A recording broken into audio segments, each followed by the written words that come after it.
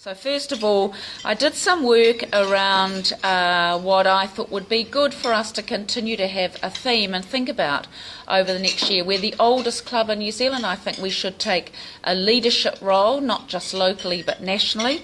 And I was trying to think what would be really good to help stimulate fellows when we come along and listen to some of the speakers. And what I did was I went online and had a look at the themes of Wellington City Council, what their vision was and what the tertiary institutions' visions were, and the CRIs in Wellington. And the only thing that came across that was the same was around research and education. So the city, the universities, all talked about that, and it was quite prominent in each of their visions. So I thought it would be really good over this next year, and I've talked to Jen Little, who's going to be arranging the speakers, that at least once a month we should have someone from one of the tertiary institutions or one of the CRIs who come along and talk about world-leading research that's happening.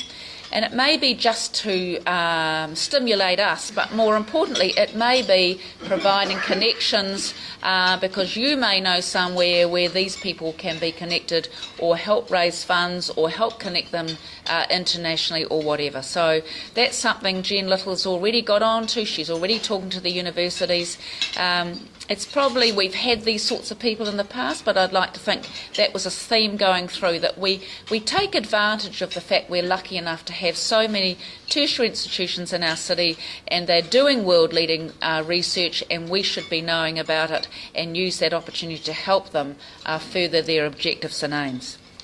The second thing I've done is I, hopefully without saying something that will upset someone in the room, I hope I have met with all of the board and the new board coming in for my year as Rotary President for Wellington Rotary. And so no one's jumped up and down and said I haven't met you. And I have asked each of the chairs to think about who they would like to have on their committee. So my understanding is all of the chairs have talked to the members of their committee and receive feedback that they are happy to continue. And there are a couple of new chairs. So on the table in front of all of you is the proposed, so it's very draft, next year's committee list. There's only one, but this afternoon it's going out online. So I wanted one hard copy per table, but the reality is you can all look online. And before you quickly look and find out your name's either in there 10 times or it's not there at all, this is a draft. I would really like you to come back with your feedback. Ideally, you should know where you've agreed to be on a committee. But the big change from previous years is I haven't put everyone on there because it's clear for some members, and only a small number, you're happy to help in other ways, but you don't really have the time or energy and sometimes passion to turn up regularly for committee meetings. So if your name's not there, either because I didn't know what your interest was, or two was because you haven't been asked by a committee chair to be part of a committee. So if there is something wrong, please get in touch. If you want to be on one of these committees, please get in touch. Otherwise, this will go pretty well finalised to start on July the 1st. There is one change in this because it only happened more recently.